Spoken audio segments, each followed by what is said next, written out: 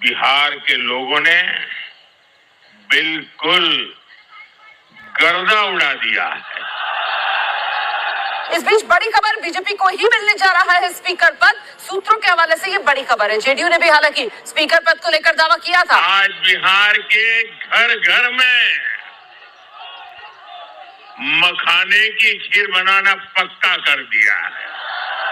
202 विधायक चुनकर आए हैं एनडीए के। विधायकों की तस्वीर भी आपके सामने है और यहीं पर नीतीश कुमार के नाम पर औपचारिक तौर पर मोहर लगेगी। और मुझे खुशी हुई कि यहाँ भी मखाना की खीर सबको खिलाई गई है। बिहार में चूंकि लोगों को परिवर्तन दिखाई दे रहा है। ममता दीदी ने खुद ही ने उल्टा कर दिया ना। ममता दीदी ने कहा SIR इज एनआरसी, हम इसको नहीं होने देंगे। ये बिहार में चूंकि लोगों को परिवर्तन दिखाई दे रहा है और जो विकास की योजनाएं परियोजनाएं थी वो अब जमीन पर उतरती हुई दिखाई दे रही हैं। गंगा पर बैराज बनने हों या एक्सप्रेसवे हाईवे बनने हों या पूंजी निवेश आना हो, बहुत सारी कंपनियां बहुत सारी फैक्ट्रियां वहां पर आई हैं। और जो बेसिक नीड होती है कि भाई आपकी बहन बेटियों की माताओं बहनों की इज्जत और सम्मान सुरक्षित है या नहीं है। इससे भी बड़ी बात यह है कि जो वहां पर एक वातावरण क्रिएट किया गया था, हुआ था लालू जी के समय और राबड़ी के समय, करीब करीब 70 नरसंहार हुए थे। वो जातीय संघर्ष भी थे, नरसंहार भी थे।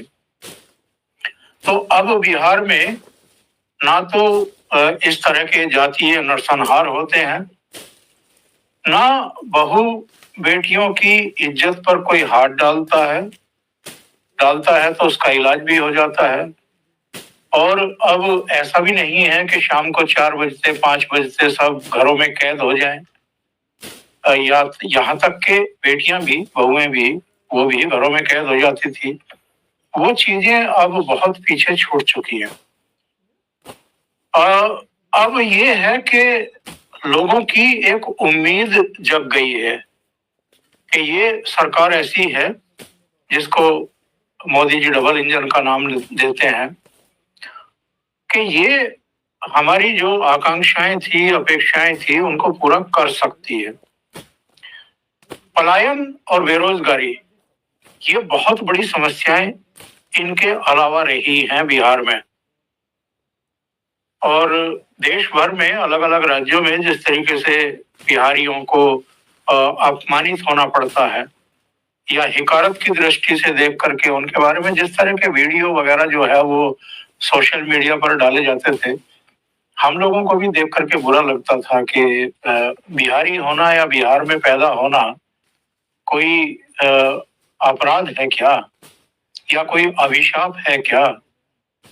तो ये चीजें जब परिवर्तित होते हुए दिखाई दे रही हैं, एक संभावना की रोशनी अगर दिखाई दे रही है, तो फिर लोग उसमें बाधक क्यों बनेंगे। इसलिए इस बार जो मतदान हुआ है वो पिछले बहुत सारे जो मतदान हुए थे राज्यों के विधानसभा के चुनाव के, खासतौर से बिहार के, उनसे कहीं ज्यादा हुआ है।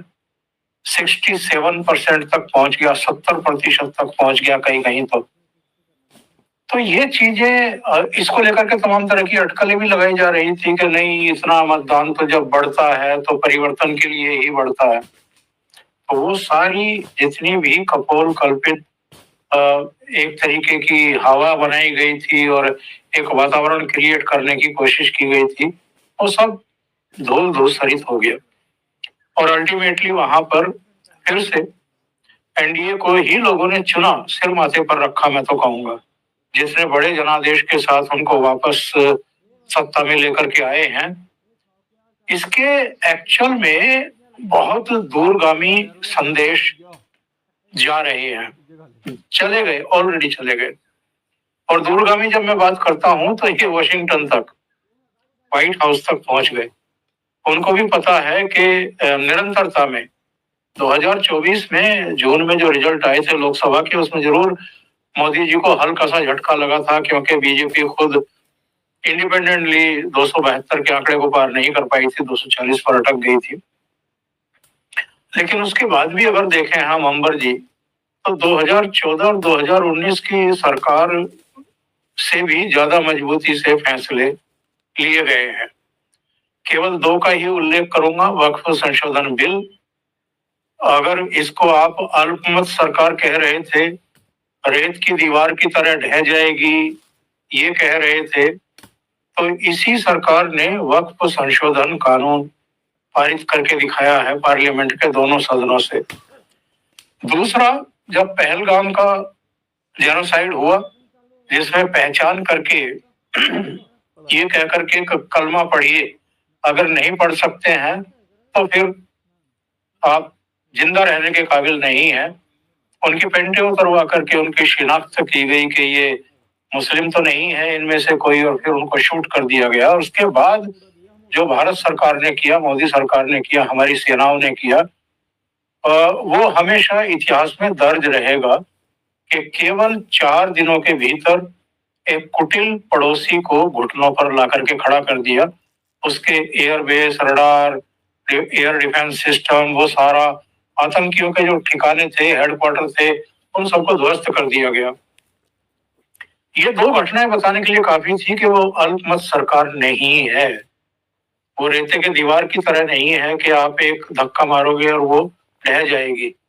हेलो दोस्तों, साथियों, हाल ही में बिहार में इलेक्शन संपन्न हुए, जिसमें बिहार की जनता ने एक बार फिर एनडीए को बहुमत दिया। इस बात से यह संकेत मिलता है कि बिहार की जनता ने जातिवाद से ऊपर उठकर वोट किया है। वहीं आरजेडी को फिर सत्ता से बाहर ही रहना पड़ेगा। वहीं एनडीए की विधायक दल की बैठक हुई, जिसमें नीतीश कुमार को विधायक दल का नेता चुना गया और वह गुरुवार को मुख्यमंत्री पद की शपथ लेंगे। यह समारोह पटना के ऐतिहासिक गांधी मैदान में होगा। इस समारोह में प्रधानमंत्री मोदी के भी शामिल होने की संभावना है। आपको बता दें, नीतीश कुमार 10वीं बार मुख्यमंत्री पद की शपथ लेंगे।